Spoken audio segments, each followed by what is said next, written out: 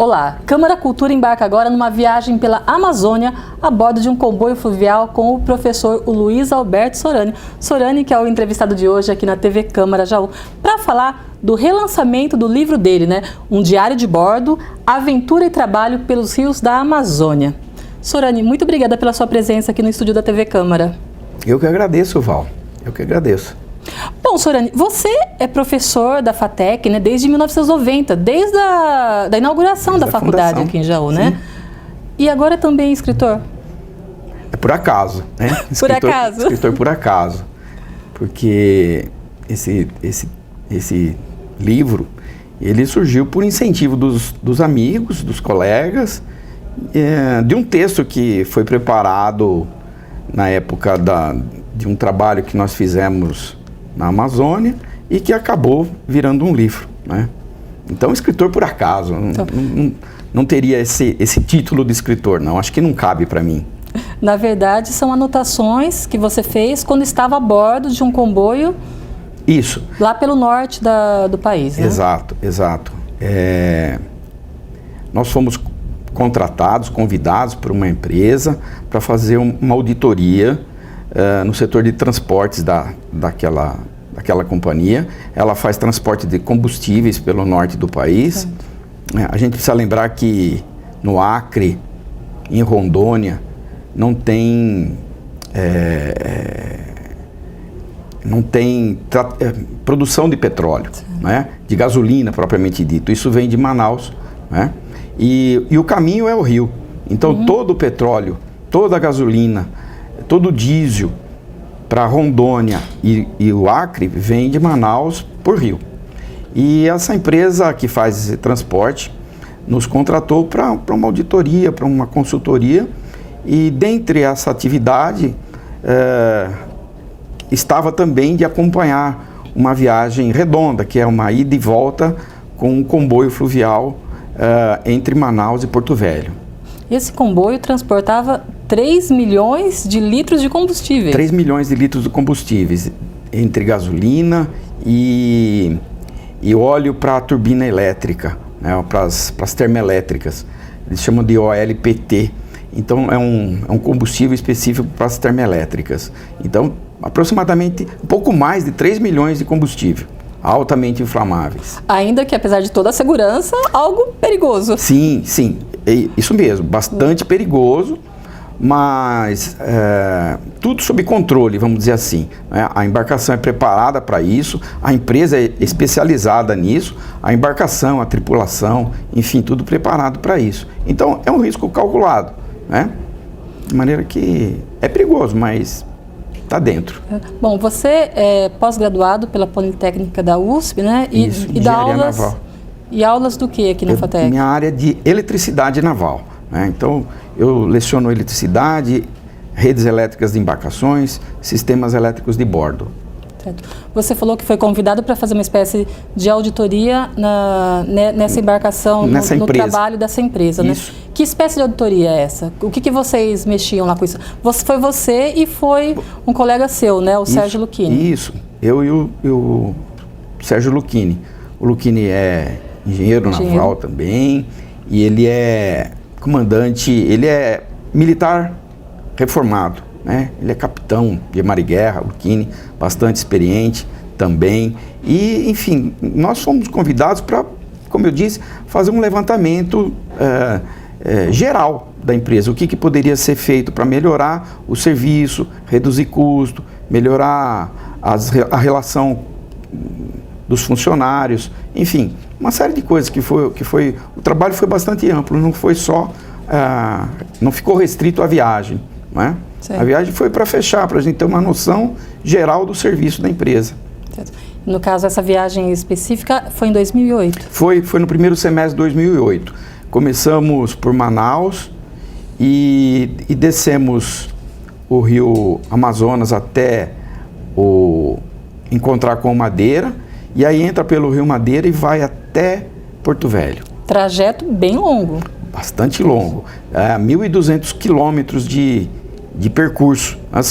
Foram 2.400 quilômetros de ida e volta. 2.400 quilômetros ida e volta. Foram 15 dias 15 dias 15 e dias, de volta.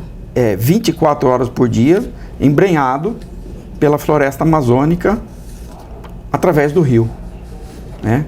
Então houve tempo, Val, de pensar na vida, houve tempo de pensar em tudo e ao mesmo tempo contemplar tudo, porque a Amazônia é muito grande, né? Se a gente pensar que nós fizemos um trajeto de um pedacinho e esse pedacinho foi tão longo e então a Amazônia brasileira é muito grande, muito rica, a floresta é linda, os pássaros, a noite é bela, a noite, porque a gente está num lugar sem nenhuma luz, né? Sem nenhuma luz. Então dá para observar muito bem as estrelas, os pássaros e os ribeirinhos, né? Porque ao longo do trecho é comum a gente encontrar famílias que moram à beira do barranco, vamos dizer assim, né? Os chamados ribeirinhos. E como o navio, na ida, ele passa carregado, ele foi carregado, muito carregado, e contra a correnteza, ele navegou na melhor velocidade possível, mas isso é uma velocidade baixa. Então, houve tempo, acontece, é normal disso, dos ribeirinhos se chegarem à embarcação, né? Oferecendo... Foi aí que vocês acabaram tendo um certo contato, oferecendo muitas vezes peixe, oferecendo frutas, oferecendo verduras. Outros momentos nós tivemos a oportunidade de pegar um barquinho auxiliar no navio e navegar por conta. Então descer um pouquinho numa comunidade, pôr o pé no chão um pouco, sabe? Tomar um refrigerante numa lanchonete, de comer um lanche numa lanchonete, para variar um pouco, porque são, como eu te falei, 24 horas por dia, 15 dias dentro de um veículo, né? Sorani, vamos aproveitar então essas suas recordações, vamos exemplificá-las mostrando algumas fotos que nós temos. Por exemplo, essa é a embarcação que vocês estavam. Ah, sim, essa aqui é uma vista do empurrador e a gente vê as 3 balsas em linha. Balsas petroleiras, aí inclusive... Essa parte é onde ficava então o petróleo, sim, os combustíveis, eles ficavam submersos? A embarcação acaba carregada, ela, vamos dizer assim, ela fica um bom tanto dentro d'água, né? E aí nessa imagem a gente observa que estava tendo um ensaio de combate a incêndio. Vocês fizeram todos esses treinamentos lá, fazia parte do trabalho de vocês? Sim, inclusive foi parte do nosso trabalho para a gente aproveitar a nossa estada na embarcação e nós fizemos vários treinamentos com a tripulação de legislação, de segurança a bordo, de manutenção, vários cursinhos rápidos nós aproveitamos para fazer com os tripulantes. Depois nós temos uma outra foto. Essa já é a foto da população ribeirinha, os locais por onde vocês passaram. Exato. Então a gente observa o rio Amazonas e o rio Madeira, eles sobem muito, ele muda muito o nível ao longo do ano. E as casas, então, elas são muitas vezes construídas em cima de pilares, tem um nome, palafitas, né? Então a gente observa aí que nós estamos num período de cheias aí e a água... Em que época do ano foi isso? Foi em maio, junho de 2008. Não tenho certeza, maio ou junho. Vamos ver mais algumas fotos? Essa já é... Essa é uma imagem, uma vista de popa, é uma vista por trás do empurrador do veículo que empurra as barcaças petroleiras. Como se fosse esse barco aí que estava empurrando aquela primeira foto que a gente viu. Aí, vamos dizer assim, é o barco motor, é ele que faz a força. E é nesse local que vocês ficavam, para as acomodações, alimentação, tudo aí? Exatamente, porque é um barco, ele é pequeno, basicamente ele é um grande motor, mas é aí também que estão os camarotes. Deve fazer um barulho daqueles... Então, o barulho... é ensurdecedor, são 2 motores de 600 HP, trabalhando 24 horas por dia. Sorani, pelo que você disse, vocês ficavam praticamente confinados aí, né? Quantas pessoas ficavam nessa acomodação aí? 4 pilotos, 2 marinheiros e uma cozinheira, 7, né? 7 pessoas. 7 tripulantes normais, mas eu e o Lucchini 9 pessoas aí. 9 pessoas confinadas aí. Você... Um Big Brother, Val. Um Big Brother. Um Big Brother. Porque são 9 pessoas convivendo num espaço confinado por um longo período de tempo. Mas um povo muito bom. Um povo muito bom, simples e muito bom. Imagino que para dormir ali era complicado. Então, Val, pra gente que está acostumado com a vida na cidade. Sabe que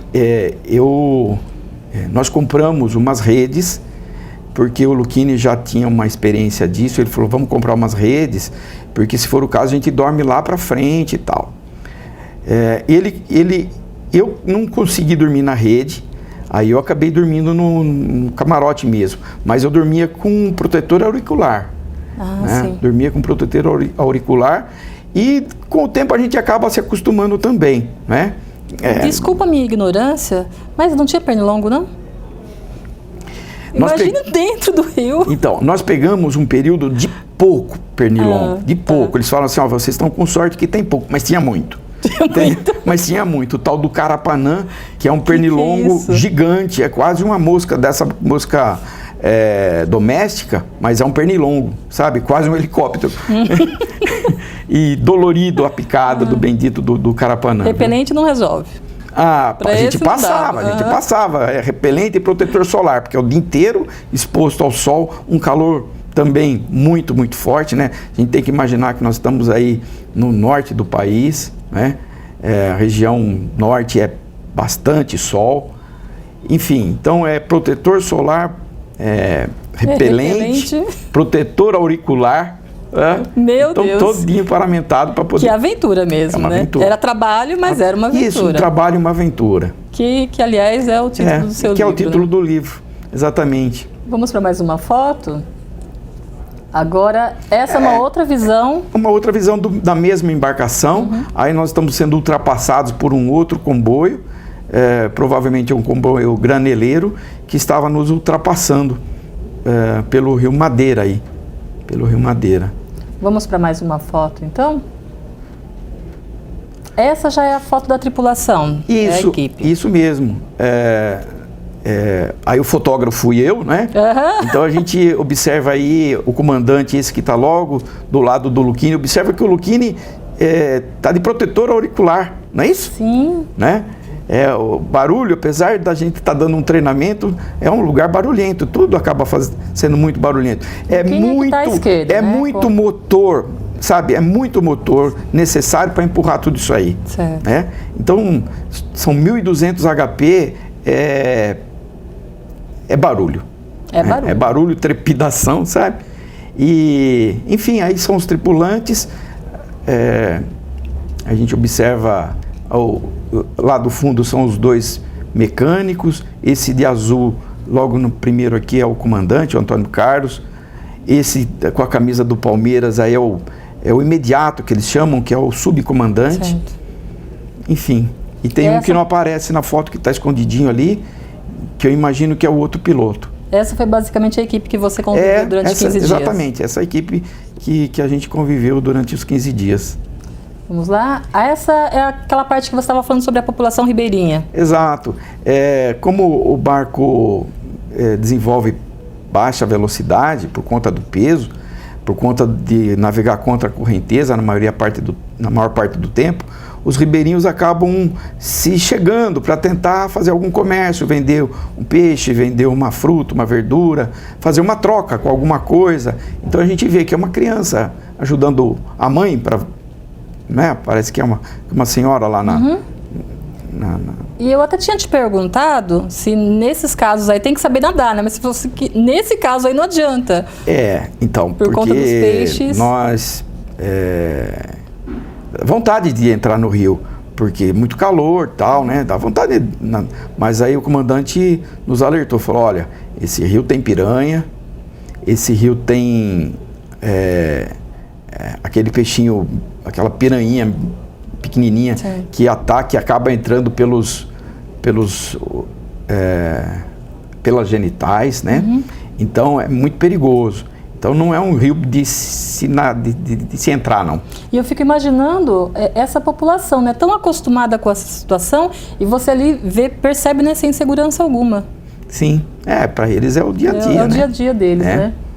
Mais uma foto. Olha que imagem maravilhosa. Essa realmente dá para pensar bastante na vida, né, Sorani? Então, Val, essa imagem, essa foto fui eu que tirei. Você também. Você é um ótimo fotógrafo. Obrigado. Inclusive, ela é a capa da primeira edição do livro. A primeira edição... Que foi em 2010. Foi em 2010. Nós fizemos...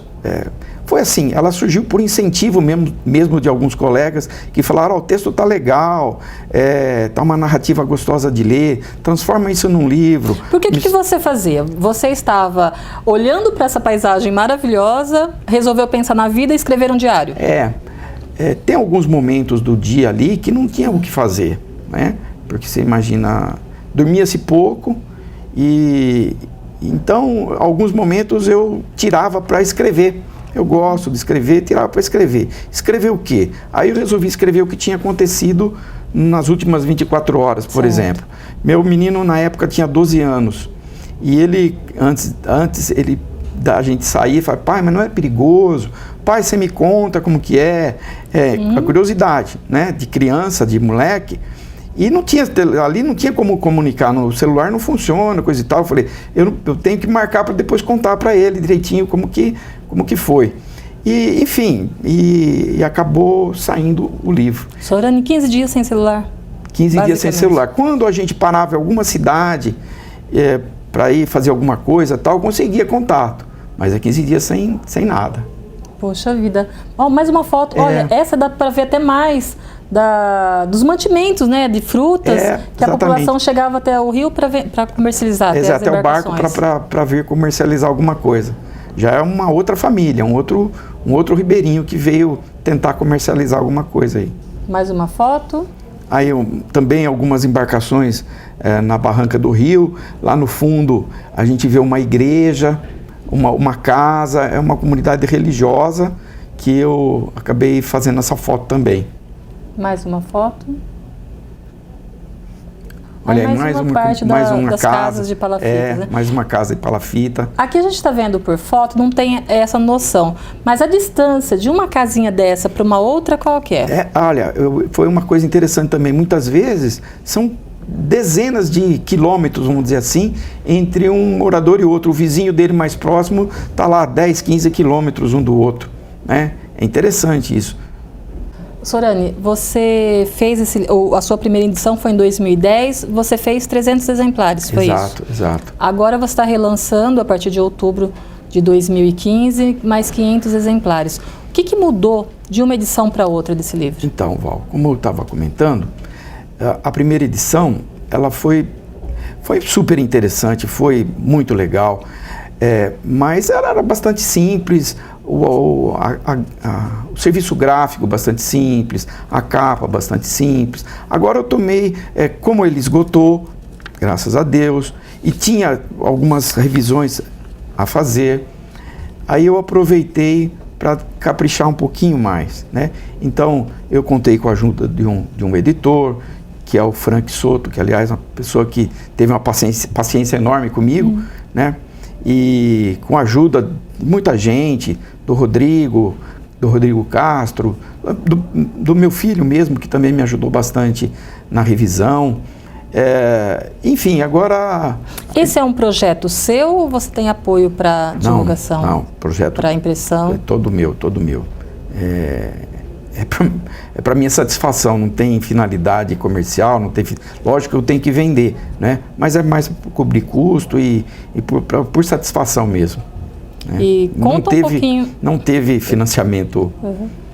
Conta um pouquinho de algumas histórias que fazem parte desse livro. O que mais impressionou você durante essa viagem? Então, olha, muita coisa me impressionou, muita coisa. Do ponto de vista da natureza, a gente vê como o Brasil é grande, como a Amazônia é grande, a imensidão da Amazônia. Você chegou a entrar na selva? Não. Entrei um pouquinho com um pouco de medo, né? Tive a oportunidade de botar o pezinho lá, entrar um pouco, mas tem muita história, né? De onça, de animais. E falando nisso, nós avistamos muitos botos. O boto cor-de-rosa. Boto cor-de-rosa, o lendário boto cor-de-rosa. E aí, conversando com os tripulantes, é interessante que eles acreditam na lenda. Eles acreditam na lenda de que o boto engravida as moças. Então, mesmo as pessoas estudadas, por assim dizer, acreditam na lenda. Então, porque a gente uma noite estava na cozinha conversando e o assunto era o boto. E todo mundo dizendo, eu acredito, e eu entrevistando o pessoal. E aí o mecânico, que para mim era assim, se não o mais, um dos mais letrados, vamos dizer assim, né? Ele falou assim, olha, eu não duvido muito, sabe? Mais ou menos assim. Quer dizer, deixou uma dúvida de que é possível que a lenda seja verdadeira. Para eles não é lenda, para eles é um fato, que o boto engravida as moças que porventura namoram com ele, boto, né? Especialmente essa população ribeirinha, né? Que não tem muito acesso, acredito eu, talvez, à informação. E tem muita história, você vê, do pirarucu, o peixe amazonense lá, que é o maior peixe da Amazônia, que é considerado o bacalhau da Amazônia. Peixe muito bom, muito gostoso. Você provou? Provei, inclusive ganhei um pedaço de como que diz, salgado, e trouxemos para cá um pedaço. Muito bom. Mas eles dizem que o pirarucu é remoso. Mas o que é remoso? Remoso. Sim, mas o que é remoso? É assim, professor, se o sujeito tiver meio adoentado, se ele comer pirarucu, ou ele sara ou ele fica mais doente. Se ele tiver uma doença incubada, ela vai aflorar. Se der para um gato, o gato morre. Enfim, o pirarucu é remoso. Sorane, você comeu, você ficou mais saudável, mais doente? Não mudou nada. É uma delícia, mas não mudou nada. Imagino. Legal. Conta mais. O que mais que você tem aí de história?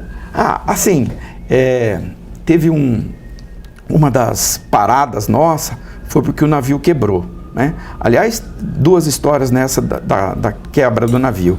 Uma que nós tivemos que ser atendidos por um mecânico que veio de hidroavião atender o navio, né? Porque a gente estava muito longe e tal, de barco. Enfim, a empresa mandou o mecânico de avião. E nós, curiosos, coisa e tal, começamos a chegar no piloto. E no fim ele acabou levando a gente também a fazer um sobrevoo de hidroavião. Né? Poxa! Foi legal demais. Hidroavião, né? Então. Tinha que ser. Mas nesse mesmo dia, nós fomos para uma cidade, enfim, passar o tempo, né? E aí, caminhando por lá, achamos um estaleiro na beira do rio lá. E eles estavam construindo uma embarcação grande. Sabe, Val, uma embarcação bastante grande, interessante, e nós somos da área de construção naval. Eu fui lá conversar com o construtor, com o dono do negócio. E aí eu falei assim, perguntei, e o projeto? Porque eu imaginei de onde que ele comprou o projeto, de onde vem, né? E eu perguntei para o senhor lá, falei, e o projeto desse barco? Muito bem feito, grande. Ele falou, o projeto está aqui. Eu falei, mas não tem nenhum papel? Ele falou, não tem papel nenhum. Né? E a gente passa aí fazendo cálculo de tudo quanto é tipo, né? E o sujeito lá, que aprendeu, sei lá com quem, com os portugueses ou com os índios, não sei, projetou e construiu, está construindo lá a sua embarcação. Imagina até que para vender, porque pelo porte do barco. Poxa vida, né? Então são histórias interessantes que nós pudemos viver nesses 15 dias lá na Amazônia. A população que vocês conviveram lá, nessas pequenas cidades que vocês foram, nessas comunidades, é uma população hospitaleira, até por conta de que eles se veem pouco, né? Muito, Val, muito hospitaleiro, que povo bom. Tanto o pessoal, os tripulantes, que no início, eu conto isso um pouco no livro, no início eles ficaram assustados com a gente, que que talvez a gente fosse fiscais ou coisa do gênero, né? Mas depois perceberam que a gente estava lá para aprender, para observar, para ensinar, e que não havia nenhuma maldade no nosso trabalho. Como a comunidade, onde a gente pôde fazer contato, ribeirinhos, pessoas que... Tem uma história que eu conto no livro de uma família que pediu carona, porque eles estavam subindo o rio, aí o pai, o marido lá, pediu autorização, o comandante autorizou, ele atracou o barquinho dele, na nossa embarcação. Aí a família toda embarcou.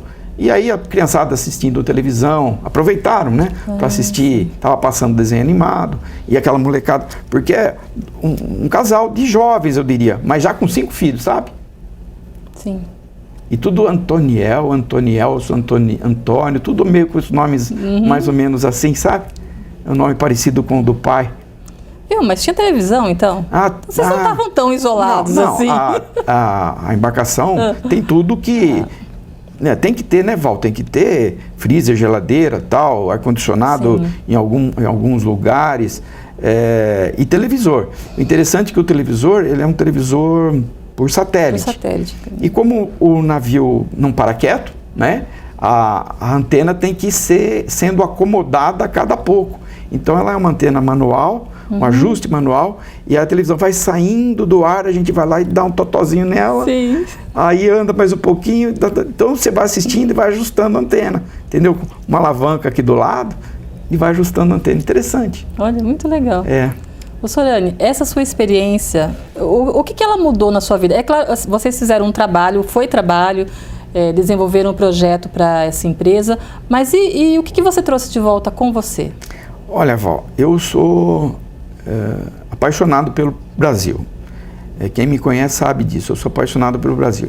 E voltei de lá mais apaixonado ainda, sabe? De ter tido apaixonado e agradecido, de ter tido a oportunidade de estar no meio da floresta amazônica, de ter estado lá. Eu até comento num trecho do livro que acho que nem a pessoa com dinheiro, ela iria lá. Né? Porque eu imagino que o sujeito que tem muito dinheiro, ele vai para Dubai, né? Sim. Ou para... Vai para os grandes centros. Enfim. E, puxa, então nem com dinheiro se chega lá onde eu cheguei, por onde eu fui, né? E de maneira que eu voltei enriquecido culturalmente, enfim, foi muito prazeroso. Aprendi um pouco com as pessoas, a convivência a gente sempre aprende. Aumentei a minha prática da área naval, porque pude constatar muita coisa em loco, acompanhar o dia a dia. Que você transferiu isso também para os seus alunos? Sim, que eu vivo usando coisas de lá, do que eu vivi lá, né, para os meus alunos. Então é enriquecedor. O livro tem um pouquinho de técnica, um pouquinho de aventura, um pouquinho de trabalho, um pouquinho de tudo, um pouquinho de família, né? Então, o livro as pessoas que já leram comentam que é fácil de ler, ele é fininho, uma leitura agradável, tem muita foto. Eu comecei a ler aqui, já vi alguns casos, viu, gente? Muito legal mesmo. Ô Sorani, aproveitando, você teve a oportunidade de ter esse trabalho lá na Amazônia, nesse comboio fluvial, por conta da sua profissão, né, como engenheiro? Tecnólogo elétrico. E, no caso, você dá aula para cursos, né, de tecnologia em construção naval e sistemas navais aqui da FATEC de Jaú, que são cursos altamente conceituados. O que a gente escuta, sabe, é que os alunos de lá praticamente já saem empregados, né? Conta para a gente um pouquinho, aproveitando aí esse espaço, uma ideia para as pessoas que talvez queiram seguir essa profissão. A FATEC uma das suas áreas, né? Porque hoje a FATEC está bastante grande. Mas todos os outros cursos super conceituados também, né? Sim. A gente está se referindo mas uma das áreas, que é a área pioneira da FATEC, é da área naval, centrada no ramo fluvial. E a escola foi por muito tempo a única nesse ramo. Hoje já se proliferou por outras regiões, então no Rio de Janeiro tem igual, em Manaus tem, em Belém tem, em Santa Catarina tem cursos idênticos ao nosso, né? Mas a FATEC de Jaú foi por muitos anos pioneira, única na formação de tecnólogos fluviais, navais fluviais. E a escola, ela completou 25 anos, então esses cursos estão consolidados. Né? Consolidado, seu corpo docente está consolidado, nossos laboratórios estão consolidados, de maneira que o curso é muito bem dado, muito bem feito, tem tudo para formar bem bons profissionais. O setor naval teve em alta, graças a Deus, teve em alta nos últimos tempos e acaba absorvendo muita gente, falta gente nessa área. né? Falta profissionais do setor hidroviário. De maneira que... Bom, vocês daqui de Jaú foram dar uma consultoria? Pois é, falta gente, sabe? É um ramo que falta gente. E de maneira que o bom profissional tem emprego. É certo que ele não tem emprego, que nem eu brinco, o emprego não está mais em Jaú, em Pederneiras, em Barra Bonita. O emprego está em Corumbá, no Mato Grosso do Sul, está lá na Lagoa dos Patos, no Rio Grande do Sul. Eu falei Corumbá, no Mato Grosso do Sul, Lagoa dos Patos, no Rio Grande do Sul, está lá em Manaus, está em Belém, enfim, está para todo lado, né? É querer trabalhar que tem serviço, sabe? É muito legal mesmo. Nós ouvimos esses dias o diretor do IPT, Instituto de Pesquisa Tecnológica da USP. Ele falou assim, rapaz, quer dizer, ele não falou rapaz, mas ele falou assim, onde eu vou no Brasil, eu encontro um tecnólogo de Jaú. Sim. Parece quero-quero, aquele pássaro quero-quero que tem para todo lado. Parece quero-quero. Onde eu vou, eu acho alguém de Jaú. A gente fica gratificante, né? Ouvir isso, né? Muito legal mesmo.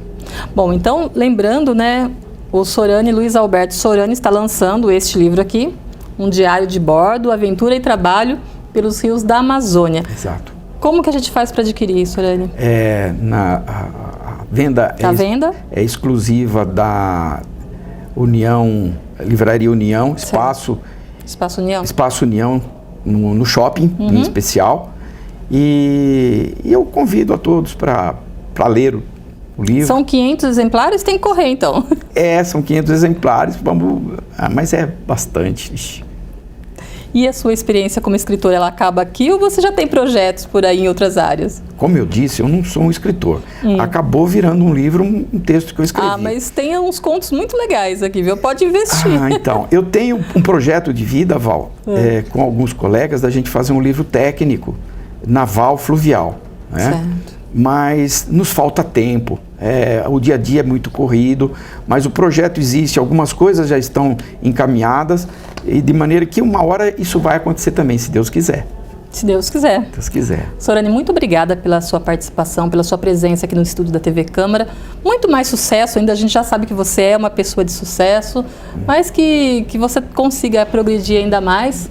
Valeu mesmo. Obrigado pela entrevista, pelo convite, por me deixar à vontade. Então eu agradeço vocês. E volte sempre com outras informações pra gente. Eu que agradeço. E a gente agradece também você que acompanha a TV Câmara Jaú pelo canal 99 da NET, o canal analógico, também o canal 10, o canal da NET, o canal 10 digital, ainda o 52 da Conectcor, a gente está também agora na Conectcor. Muito obrigada também para você que nos acompanha pelo canal 61.4, que é o canal aberto e digital também, e as nossas postagens no Facebook, as nossas postagens no YouTube. Até mais!